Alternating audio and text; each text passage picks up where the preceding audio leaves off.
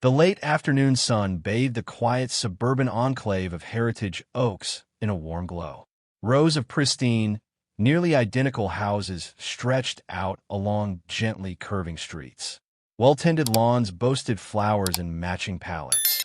Nothing appeared out of place. Bird feeders dangled from porches, and mailboxes gleamed, each bearing the address in carefully etched lettering.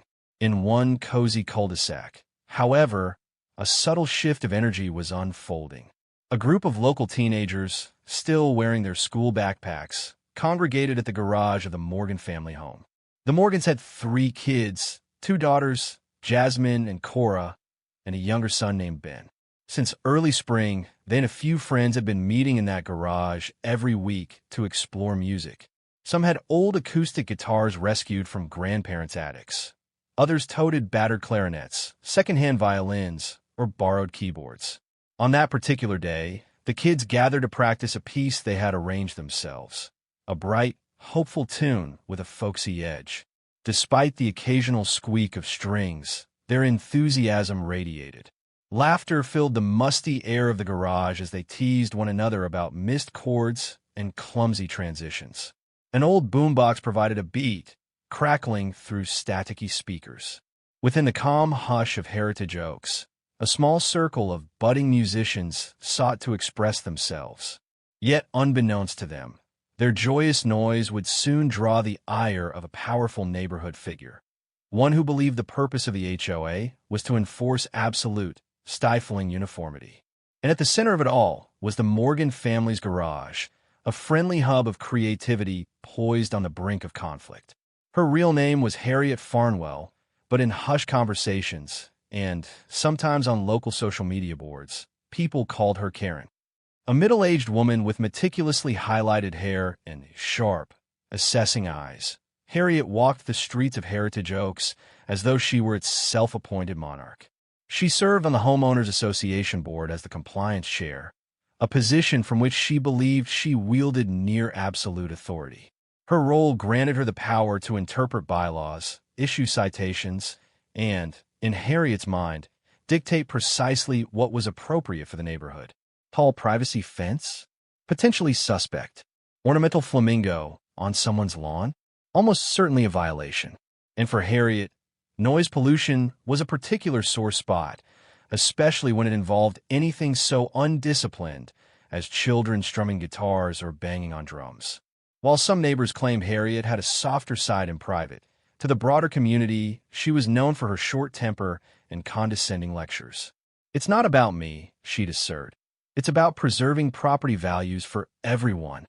And if anyone dared disagree, Harriet would retort with exact quotations from the lengthy HOA rulebook. The moment Harriet first heard the faint strains of the Morgans' garage band practice, an offended scowl twisted her lips. The guitars sounded discordant to her ears. The improvised drumming was an affront to her sense of suburban decorum. But rather than speak to the children directly, Harriet decided to gather evidence. She noted the times of day she heard them play, how long the sessions lasted, and how many kids seemed to be involved. In her mind, this was no simple after-school hobby. It was a breach of the noise ordinances she prided herself on enforcing. One drizzly Thursday evening, the Morgan household phone rang. Allison Morgan, mother of the budding musicians, answered. The voice on the other end was brisk and clipped. "Mrs. Morgan, this is Harriet Farnwell, the HOA compliance chair," came the pronouncement. "I have concerns about the consistent noise emanating from your garage. We need to address it immediately." Allison, taken aback, offered a polite but uncertain greeting. "Yes, hello, Miss Farnwell. The kids have been practicing music. They keep it at a moderate volume, and it's usually done by dinner time." Harriet's tone sharpened. "Our guidelines state that any persistent noise must not disrupt the tranquility of our community, especially after 4 in the afternoon on weekdays. I've received multiple complaints about your music group." In truth, Harriet hadn't received multiple complaints, just her own. Allison frowned, glancing at her watch. The children usually practice between 3:30 and 5 p.m. "We aren't playing late into the night," she protested softly. "Are you sure there's no misunderstanding?" Harriet exhaled an appointed sigh. Mrs. Morgan, I'm simply informing you that repeated noise issues constitute a violation. If this continues, I will have no choice but to issue official fines. Before Allison could respond, Harriet ended the call. The click on the line echoed in Allison's ear.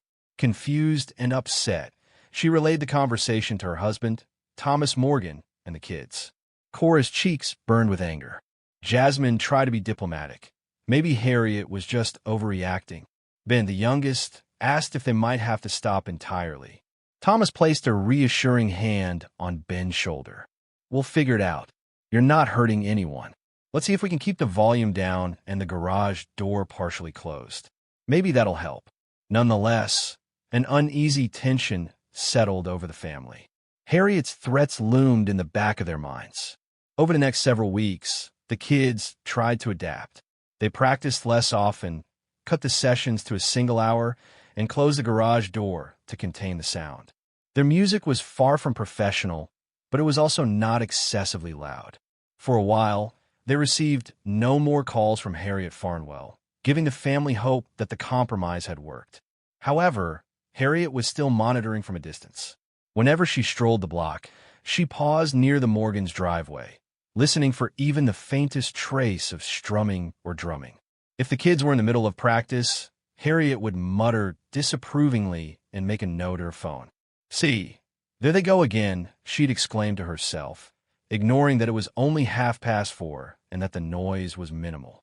To Harriet, any deviation from the suburban silence signaled a potential threat, one that might encourage other households to think they could engage in similarly inappropriate activities. If I don't stop this, the neighborhood will turn into one big ruckus, she warned herself. Sure enough, Harriet took her concerns to the next HOA board meeting. She filed an official complaint against the Morgan Children's unlicensed music group, requesting swift enforcement of the noise ordinance. Rhett Nelson, the HOA president, listened with a mixture of reluctance and exhaustion. He knew Harriet's track record of hypervigilance. Still, Harriet had a knack for quoting bylaws line by line. Determined to avoid a drawn-out fight, Rhett suggested Harriet issue a warning letter to the Morgans. That very evening, Harriet typed a stern notice, reprinting the sections of the HOA noise policy in bold, and dropped it in the Morgans' mailbox under cover of darkness. She believed she was doing her civic duty to maintain order. In her mind, if one family got away with raising a noisy racket, soon every block would reverberate with guitar strums and pounding drums. By Saturday morning, Allison discovered the letter. The official HOA emblem glared from the top of the page, and Harriet's signature graced the bottom. The letter threatened escalating fines if the children continued to practice without seeking official permission for a structured noise-generating activity. It referenced a required permit that was typically used only for large events like block parties or huge gatherings, never for a small group of kids playing music at home. Allison's eyes filled with tears of frustration. She clutched the paper while pacing the living room. This is absurd, she fumed to Thomas. They're kids. They're not throwing concerts or blasting amps. Half the time, they're just learning new chords. Thomas exhaled slowly, reading over her shoulder.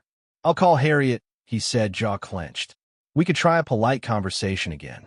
But Harriet was elusive. Her phone went straight to voicemail. The Morgans left a courteous message, asking how to comply, but Harriet never returned their call. Instead, she sent another envelope 3 days later, this one headlined with a threat of a $100 penalty if unregulated practice sessions continued beyond the coming week. The children were crestfallen. For them, the music was an outlet, a creative spark that brightened their afternoons. Jasmine had begun writing her own songs, while Cora was exploring improvisational violin pieces. Ben's face lit up every time he learned a new chord progression on guitar. Now they worried their heartfelt pastime would be snuffed out by rules they barely understood. When neighbors heard about the dispute, some sympathized openly. Others, fearful of Harriet's wrath, stayed silent.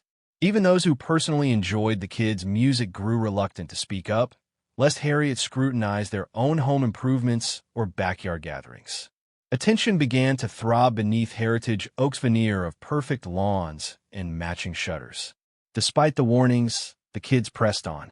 They tried practicing softer, rummaging through YouTube tutorials on how to dampen guitar strings or play acoustic drums with lighter brushes. They also scheduled sessions strictly between 3:30 and 4:30 p.m., hoping to avoid Harriet's condemnation. One afternoon, a tall, gangly neighbor boy named Derek showed up with a beat-up electric bass. He'd heard about their little band and wanted to join. Although the group worried about adding a bass's deeper tones, they couldn't refuse Derek's enthusiasm. With the garage door mostly shut, they jammed carefully, forging a sweet, subdued harmony. The unusual hush of their playing made it more difficult to hone technique, yet they persevered. The quiet, tinkling chords were mesmerizing in their own way, almost like a secret lullaby reverberating behind closed doors.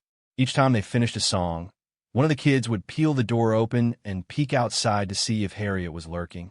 It felt both thrilling and nerve-wracking, like a forbidden mission to protect the music they loved.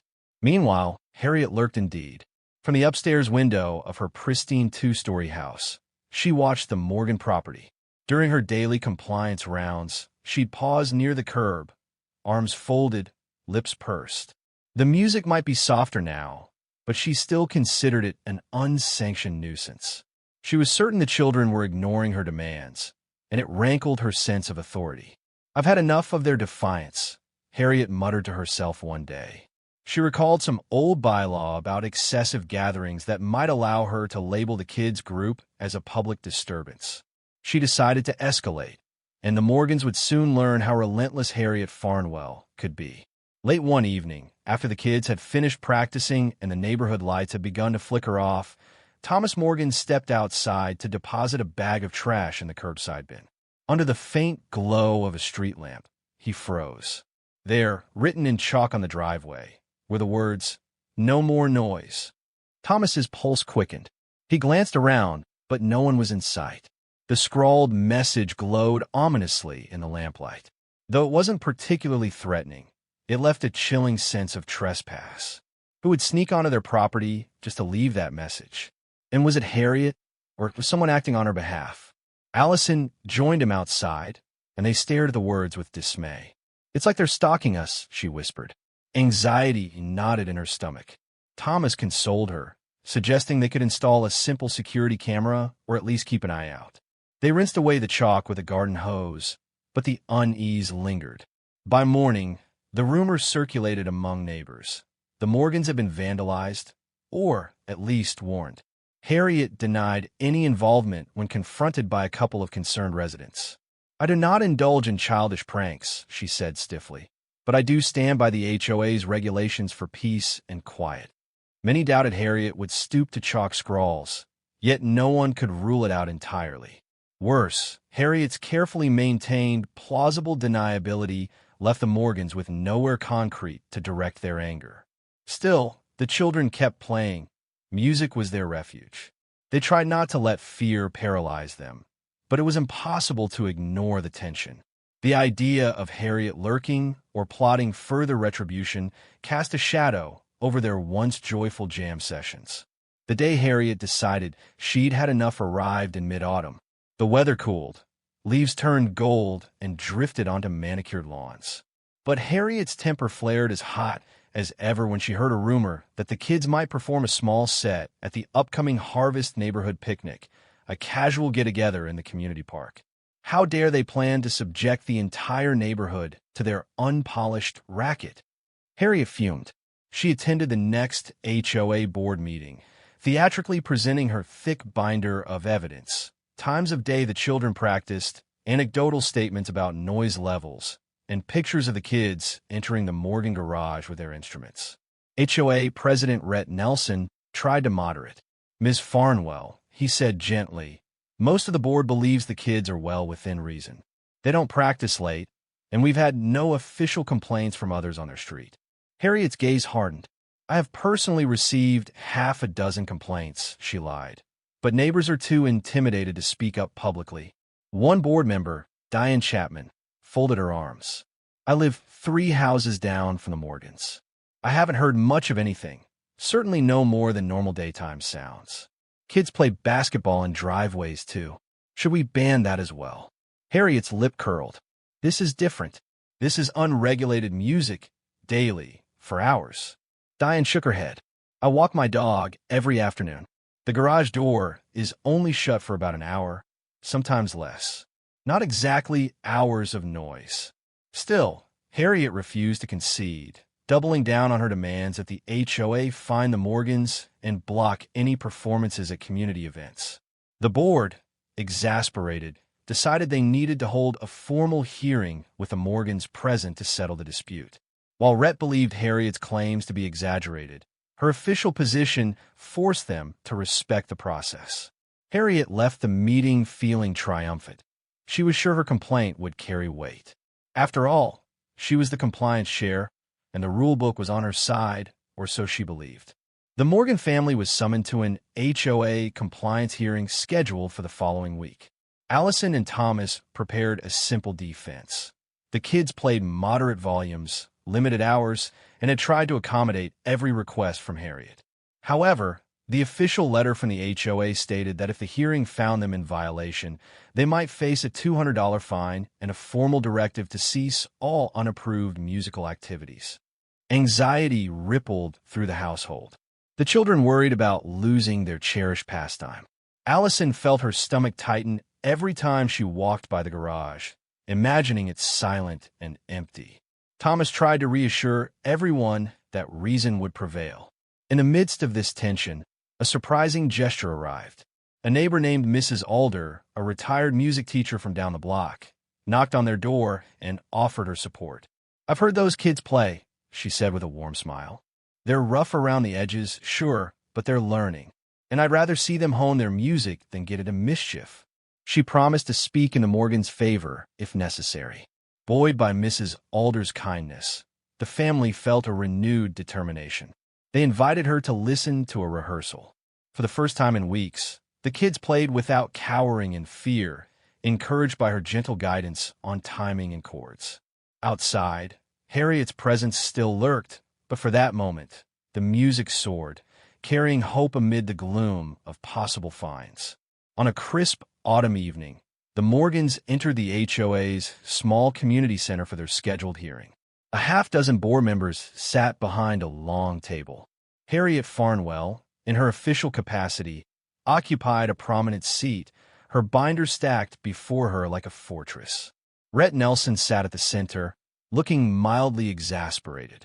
Allison and Thomas explained their side of the story calmly. The kids practiced at moderate volumes for limited time, never past 5 p.m. They had never intended to disturb anyone. They love music, Thomas concluded, and were just trying to support their growth. Harriet wasted no time launching into her accusations. She produced logs documenting alleged noise at all hours of the afternoon, complete with suspiciously thorough detail. She brandished a handful of photos, though none were incriminating, just kids with instruments going in or out of the garage. Nevertheless, Harriet's tone brimmed with indignation. "One question," Diane Chapman cut in, raising an eyebrow. "Could you clarify exactly how many minutes per day they play, Miss Farnwell? You have timestamps at 4 o'clock, 4:10, for :20. This looks like you're repeatedly passing by the same location." Harriet's eyes narrowed. "I was verifying compliance. They continued making noise each time." Diane pressed. "Did you measure decibel levels? Did you actually confirm it was out of compliance, or just that you could hear it?" Harriet stammered, flipping pages in her binder. "The bylaw states that if the sound can be heard and is deemed disruptive by neighbors, it's a violation." Rhett Nelson cleared his throat and turned to the Morgans. "Have you had any other complaints or requests to stop?" Allison produced a folder of her own. "We've polled our immediate neighbors. Most signed a statement saying they haven't been bothered by the kids' music." She placed it on the table, letting the board members flip through. Harriet's eyes flickered with annoyance. After a brief discussion, the board came to a decision.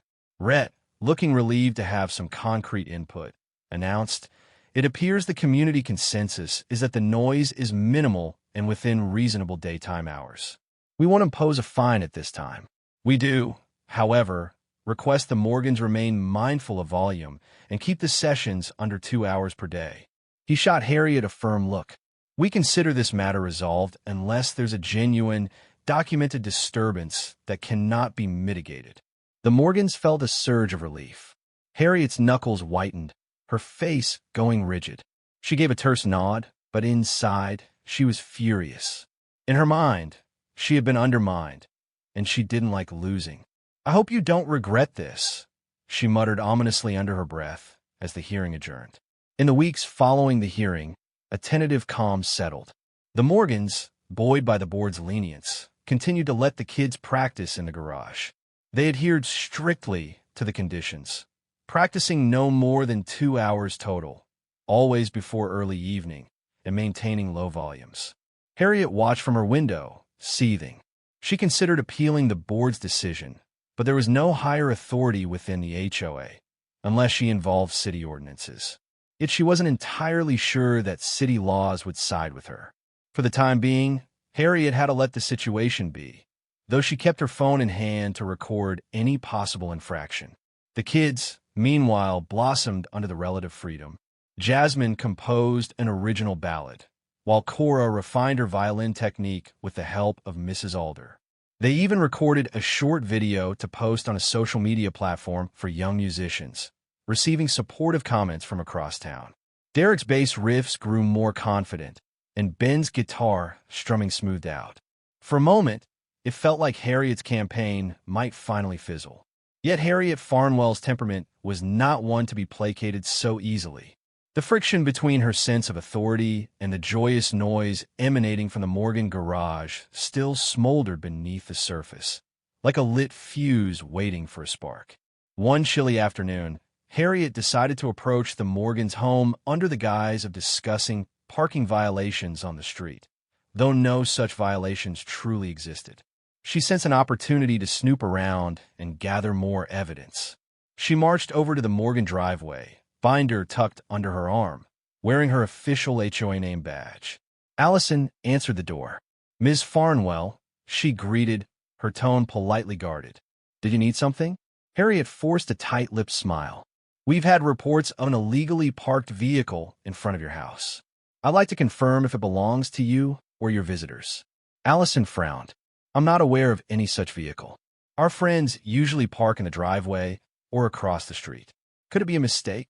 Harriet sidestepped the question. "May I step into your garage and verify that no one is storing or modifying vehicles in there?" Allison's eyebrows shot up. "That's a strange request. We only have musical equipment in the garage. No cars, no mechanical work." With barely concealed impatience, Harriet insisted. "I just need a quick look to ensure compliance. The HOA grants me the right to inspect for code violations." Allison refused, though she kept her voice steady. "We have no code violations. If you suspect we do, please send a written notice and we'll address it.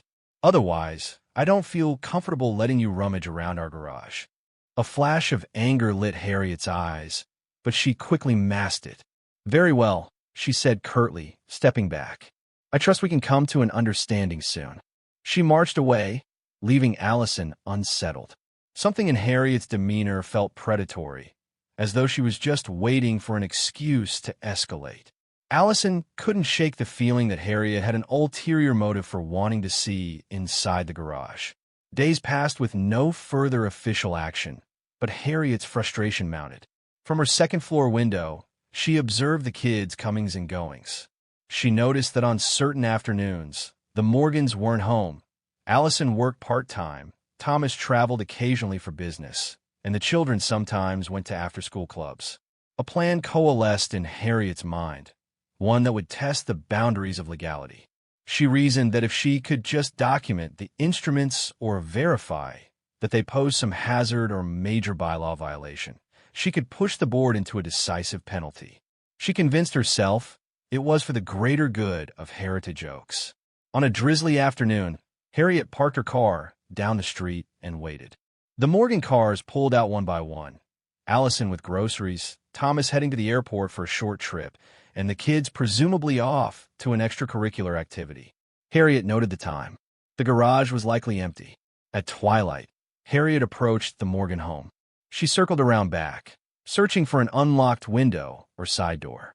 She found the side door to the garage was indeed closed, but didn't appear as secure as the main entrance.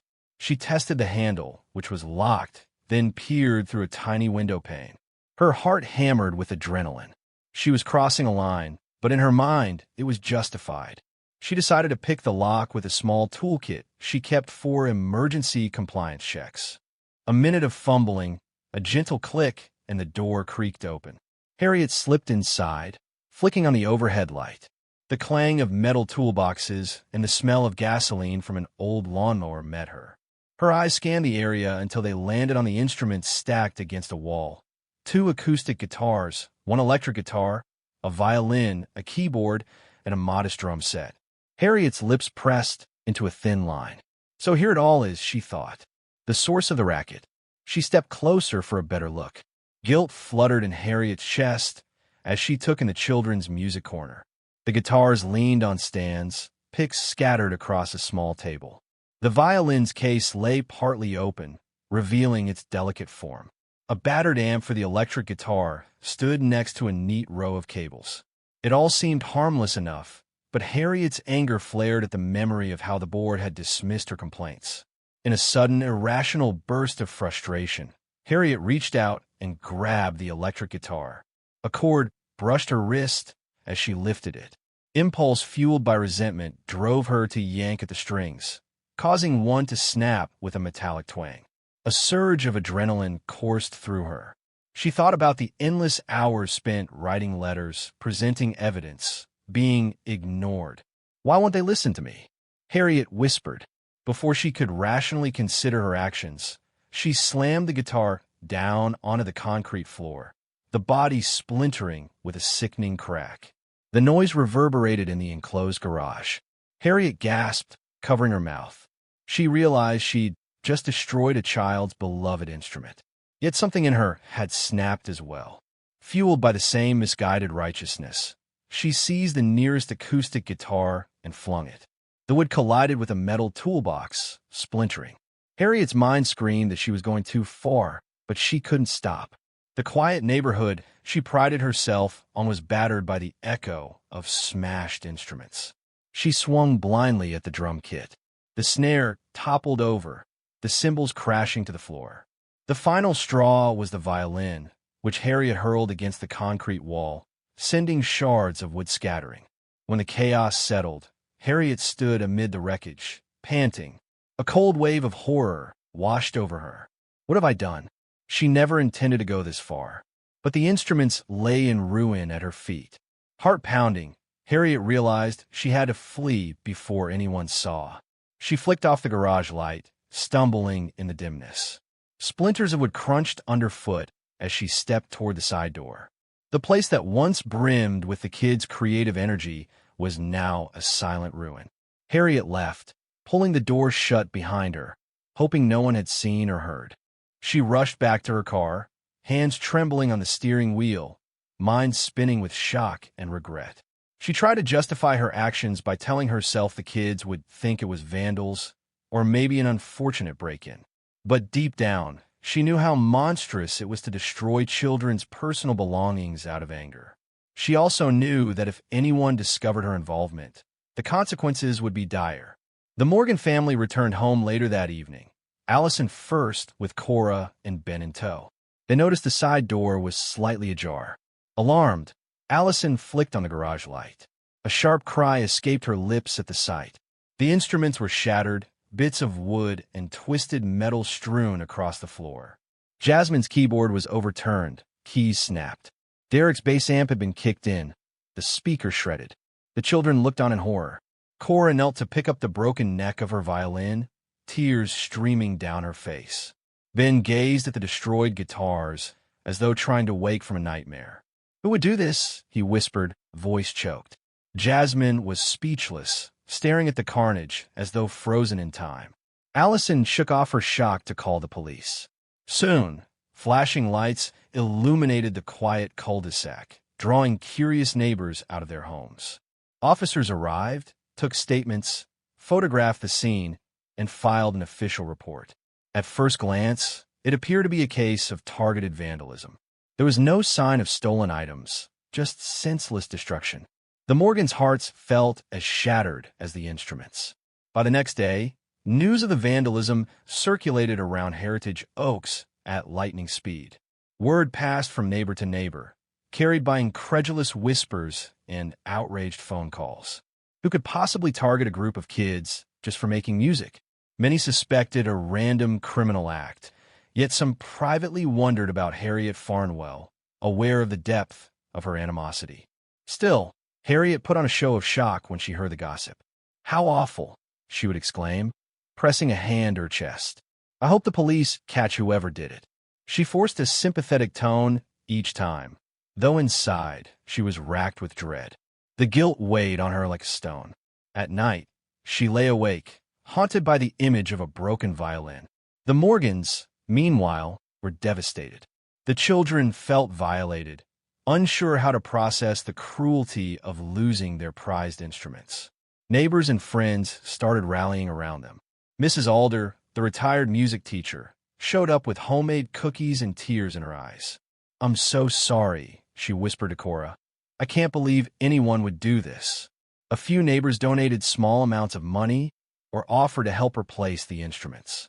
But guitars, violins, and drum kits were expensive. Thomas and Allison were grateful for every gesture, yet they knew it would be a daunting financial burden to replace everything. The shock of the crime echoed through the home, leaving an emptiness in the once lively garage. Nonetheless, the heartbreak soon stirred something else in the community, an undercurrent of empathy and outrage that would lead to a profound display of solidarity. Harriet had hoped to silence the kids forever, but she had inadvertently lit a fire of communal compassion. A couple of days after the vandalism, the Morgans received an unexpected call from Tommy Duke Garcia, the manager of a local music store called Harmony Haven. Word had reached him about the kids' instruments being destroyed. "We heard some punks trashed your gear," Duke said, voice brimming with sympathy. "That's terrible. My store's got some used guitars and keyboards lying around. They're not new, but they'll play. We'd love to donate a couple if it helps." Allison was moved to tears. She thanked Duke, saying that even a single guitar would mean the world to the children. But Duke went a step further. He posted notice on Harmony Haven's bulletin board and on social media, calling for area musicians to donate spare instruments, stands, cables, or anything else that might help. Within hours, the post garnered dozens of shares, and local bands, amateur players, and even a few professionals chimed in, promising to contribute. Boxes of new strings appeared on the Morgans' porch, gifted anonymously. A retired drummer dropped off an old but functional drum kit. Two well-known local guitarists pledged to help tune up and refurbish donated instruments. A local church offered to store extra gear if the Morgan garage couldn't hold it all. A wave of generosity swept through the broader community, beyond just Heritage Oaks. At first, the Morgans were overwhelmed by the kindness. They never expected such a massive response. But each time a donation arrived, they felt a bit of hope returning. The kids, though still shaken by the destruction, smiled through their tears whenever they opened a box containing a lovingly cared-for guitar or a vintage keyboard. A battered electric bass, courtesy of an anonymous musician, arrived with a note. "Rock on, kids. Keep the dream alive." Inspired by the outpouring of support, Mrs. Alder and Duke Garcia hatched a bigger idea. Why not turn this tragedy into something positive? Mrs. Alder proposed at a small gathering in the Morgan living room. The kids could share these donated instruments, but we could also offer lessons like a free community program for young musicians. Duke nodded vigorously. "We can hold the lessons at the community center if the HOA will permit it. I've got connections with local musicians who'd volunteer to teach an hour a week. Kids from all around can come learn. We'll call it the Heritage Music Mentorship." Thomas, Allison, and other neighbors present were excited, though they worried about Harriet Farnwell's reaction.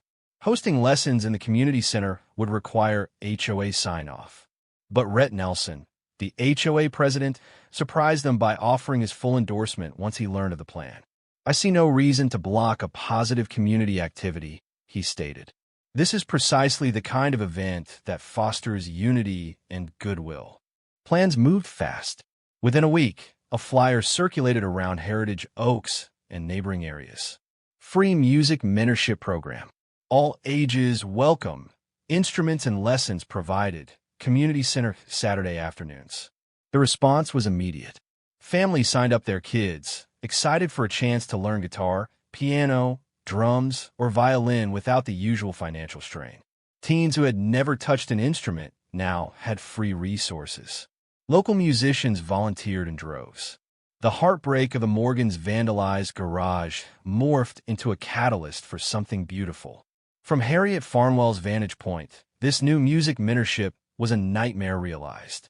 The entire neighborhood was buzzing with excitement about an activity she had tried so hard to suppress. Where she had expected stony silence, she now heard more instruments, more enthusiasm, except it was concentrated at the community center on weekends. Worse still, Harriet's name came up in hushed tones whenever neighbors discussed who might have committed the vandalism. There was no proof, but Harriet caught the sideways glances, the half-spoken suspicions. In HOA meetings, members hardly listened to Harriet's compliance concerns anymore. They were too busy praising the wonderful community spirit ignited by the donated instruments. Harriet felt her influence slipping away. Despite her fear of discovery, Harriet couldn't fully suppress a twisted sense of resentment. She believed she had been cheated, that her cause, keeping Heritage Oaks quiet, had been overshadowed by an emotional outpouring. She found herself rummaging through the bylaws again, searching for any angle to shut down the mentorship program. She fixated on possible violations. Occupancy limits at the community center, guidelines on building usage, permitted hours for events. Harriet lodged complaint after complaint with Rhett Nelson, but he politely dismissed them, pointing out the program was well within guidelines. Seething, Harriet realized that any further attempts to sabotage the program might backfire spectacularly. The community's goodwill toward the children had never been higher, and the police, still investigating the break-in, questioned Harriet discreetly. She offered a bland denial of any involvement. Yet each time she repeated that she had no idea who had vandalized the kids' garage, her stomach twisted with anxiety. Saturday afternoons at the Heritage Oaks Community Center became something akin to a festival. The large multi-purpose room filled with clanging drums, strumming guitars, squeaking violins, and the chatter of excited learners. Volunteer instructors roamed, offering pointers. Parents watched from folding chairs, smiling at the transformation of their once quiet neighborhood. Young children tried out tiny violins. Teens jammed on donated electric guitars or hammered simple chords on upright pianos. A local rock band volunteered to show the older kids how to set up a basic amp and pedal board. Even adults participated, some of them fulfilling long-neglected dreams of learning an instrument. The Morgans' children found themselves at the heart of this new, bustling hub. Cora discovered a knack for helping younger violin students with posture and bow technique. Ben, shy at first, led a small group of new guitarists through chord progressions. Jasmine found an old microphone in the donated equipment stash and began exploring her love for singing. Derek, proud to have a functional bass again, anchored jam sessions like a pro. The entire scene brimmed with camaraderie, free from the fear that had gripped them so recently. Whispers about Harriet's possible involvement in the vandalism persisted, but no one could prove anything. In truth, many were too busy celebrating this joyous wave of music. Harriet's efforts to stifle the kids had inadvertently given birth to a flourishing cultural moment in Heritage Oaks, something bigger than a Morgan's garage, bigger than Harriet's petty vendettas. The local police kept the Morgan's vandalism case open. They canvassed the neighborhood, asking if anyone had cameras that might have caught suspicious activity. A handful of neighbors realized they had security systems, but only one partial grainy video emerged, an unidentifiable silhouette creeping near the Morgan property. The person's features were obscure, but the time frame matched the break-in. Harriet's anxiety soared whenever she spotted a patrol car in the neighborhood. Each time the police revisited residents, Harriet worried they'd find some clue linking her to the crime. like a stray fingerprint or a piece of chipped paint from her shoes.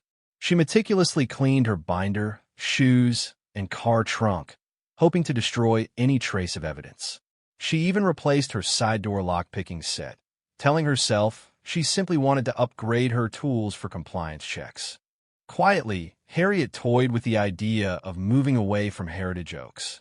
But she'd invested so much time and energy in this community, building her aura of authority. Moreover, leaving abruptly might arouse even more suspicion. So Harriet stayed put, plastering on a facade of polite interest whenever neighbors discussed the music mentorship program. In the meantime, the police had no hard evidence. The case inched forward, but with no eyewitness accounts, no distinctive footprints, and no further break-ins, progress was slow. Harriet breathed uneasy sighs of relief, though guilt gnawed at her with every mention of the shattered instruments. She tried to bury that guilt under anger, rationalizing that the kids had flouted the noise rules. Yet deep inside, she knew the truth. She was solely responsible for the destruction that had turned Heritage Oaks upside down, for better and for worse. As the mentorship program flourished, a bold idea emerged among its organizers. Mrs. Alder proposed hosting a youth music concert at the community center, an opportunity for the kids and teens who'd been practicing to showcase their skills. "We'll keep it small, just friends and family," she explained. "But it'll be a testament to how far they've come." Duke Garcia loved the plan. "I'll help provide a basic sound system, mics, speakers, that kind of thing. Let's do it in about a month, so the kids have time to prepare a few songs." The Morgans and other families were thrilled. Their children could gain performance experience without pressure. Even novices could play a simple piece, and advanced students might do more. The entire concept felt like a triumph over the adversity they'd faced. They approached the HOA board for permission to book the community center. Rhett Nelson approved wholeheartedly. "This is exactly the sort of communal engagement we want," he declared. Diane Chapman echoed the sentiment. "I can't wait to hear these kids. My daughter's just started ukulele lessons. Maybe she'll join too." Only Harriet Farnwell sat stiffly, lips compressed. As a compliance chair, she held no direct authority to block events in the center. But that didn't stop her from resentfully attempting to sabotage the plan. She cited potential crowd control issues or parking chaos, though the board brushed these aside. Harriet's last-ditch attempt to label it a noisy public concert also failed when she was reminded of the center's official usage policy. Community gatherings fostering education, culture, and entertainment were clearly permitted. Defeated but still fuming, Harriet acquiesced. Plans for the concert forged ahead, with kids excitedly learning new pieces, practicing group numbers, and even drafting a shared grand finale. An uplifting tune that would feature multiple instruments working in harmony. As the date of the youth concert approached, the community center transformed into a hub of rehearsals. Kids streamed in during the early evenings, guitars slung over shoulders, violins in cases, drumsticks clutched in eager hands. Volunteer instructors bustled to finalize set lists, coordinate ensembles, and organize short practice sessions for each group. The Morgans' children thrived in this environment. With newly donated instruments, they found a renewed sense of purpose. Ben practiced a melodic acoustic piece, determined to prove he'd overcome the heartbreak of losing his first guitar. Jasmine teamed up with two other teens to form a small ensemble, blending guitar chords with gentle vocals. Cora poured her energy into an emotional violin solo, dedicated to those who'd helped replace her smashed instrument. Derek held down the bass line like a seasoned pro, providing a steady rhythm that glued everything together. Parents baked cookies for the post-concert refreshment table, while others offered to decorate the community center stage. A local florist promised simple bouquets for each performer. The anticipation built, swirling through Heritage Oaks like a breath of fresh spring air, even though the season was deep into fall.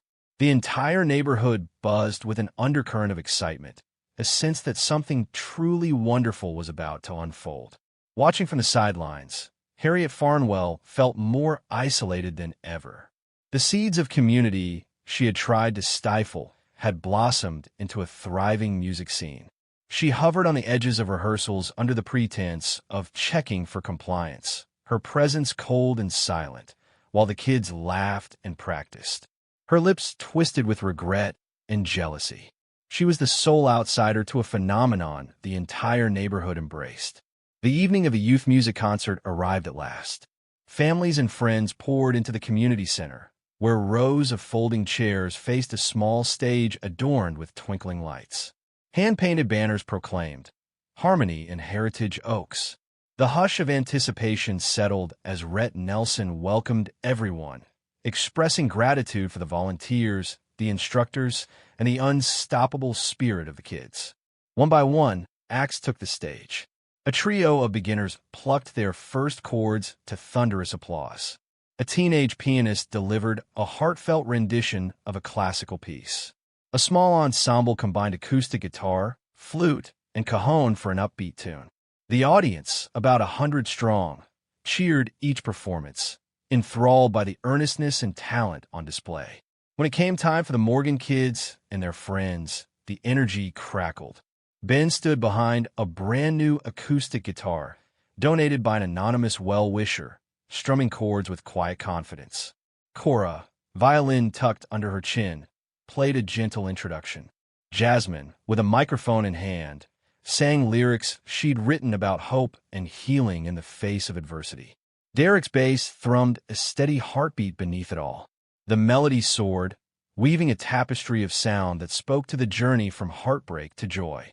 People in the audience wiped away tears, remembering how these very instruments had been salvaged from the rubble of vandalism. Mrs. Alder watched with pride, her eyes brimming. Duke Garcia ran the soundboard, grinning ear to ear, as if seeing all his donated instruments reborn on stage. In the corner of the auditorium, Harriet Farnwell stood. She had come partly out of an HOA obligation to oversee event protocols, but also, on some level, out of guilty curiosity. As she listened to the soaring notes, Harriet felt the full weight of her actions. This vibrant concert, brimming with gratitude and unity, had sprung forth because of the destruction she had wrought. Her attempt to silence these kids had galvanized an entire community instead. When the final notes of the grand finale faded, thunderous applause erupted. The young performers beamed, hearts pounding with triumph. The crowd gave them a standing ovation. The moment glowed with celebration and relief. As people filtered out, Harriet lingered in the back. She watched the children on stage gather for group photos, hugging one another with wide smiles. A sudden wave of guilt overcame her, twisting her stomach. She wanted to slip away quietly, unnoticed, but Diane Chapman spotted her and approached. "Quite a show, isn't it?" Diane said gently. Harriet forced a smile that didn't reach her eyes. "Yes, quite." Her voice trembled with conflicting emotions. Diane studied Harriet's face. "I hope we can keep this program going. It's done so much good." Hard to believe it all started with something so terrible, someone smashing those instruments. She sighed. "I wish we knew who did it." Harriet's gaze fell. For a moment, she considered confessing, letting the remorse spill out. But fear held her tongue. She simply nodded curtly before turning to leave. Diane watched her go, a puzzled look crossing her face. Outside, Harriet stepped into the cool night air, feeling strangely adrift.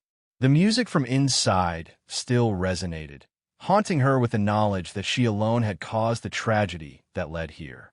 She realized she might never truly escape the moral weight of her actions. In her pursuit of silence, Harriet had become the catalyst for a roaring wave of musical unity. In the days following the concert, local media picked up the story of the vandalism and the subsequent surge of donations. A small radio station interviewed Duke Garcia about how a single destructive act had led to a blossoming music scene. The piece concluded with a positive note. "Sometimes community spirit triumphs over cruelty," the host remarked. The police continued their investigation, but faced limited leads. Harriet Farnwell read the online articles with a roiling stomach. Many comments praised the Morgans' resilience and condemned the unknown perpetrator. Yet Harriet couldn't bring herself to step forward. She was paralyzed by shame and fear of prosecution. And, ironically, she still believed her intentions were once about preserving order in the neighborhood, even though her methods had spiraled out of control. Around Heritage Oaks, an even more relaxed atmosphere took hold. Neighbors began supporting each other's small personal passions. Someone revived a monthly book club, another started a gardening co-op, and block parties saw an uptick in casual musical performances. The mentorship program continued on weekends. Some kids discovered brand new talents, while others formed mini-bands, practicing outside the formal sessions. It was as if Harriet's campaign against the Morgans' music had cracked open a door for the entire community to explore their creativity. One chilly afternoon, Harriet was returning from grocery shopping when she saw young Ben Morgan alone on the sidewalk, carrying a guitar case. He seemed to struggle a bit with the weight, pausing to shift the strap. Against her better judgment, Harriet pulled her car to the curb. Something compelled her to speak to him. Perhaps guilt, perhaps curiosity. She rolled down the window. "Do you, need help with that?" she asked awkwardly. Ben stared, surprised. He recognized Harriet as the lady who'd complained about their music. "No, thank you," he said politely, hugging the case closer. He looked apprehensive. A pang of regret gripped Harriet. She wanted to say something supportive, but all that came out was, the concert was nice." Her voice faltered. Ben blinked. "Thank you," he answered simply. A flicker of confusion crossed his face. In the silent moment that followed, Harriet almost confessed. She almost said, "I'm sorry. It was me. I broke your instruments, and I've never regretted anything more." But the words refused to form. Instead, Harriet nodded stiffly and drove off, leaving Ben perplexed but unthreatened. As she turned the corner, Harriet's eyes blurred with tears.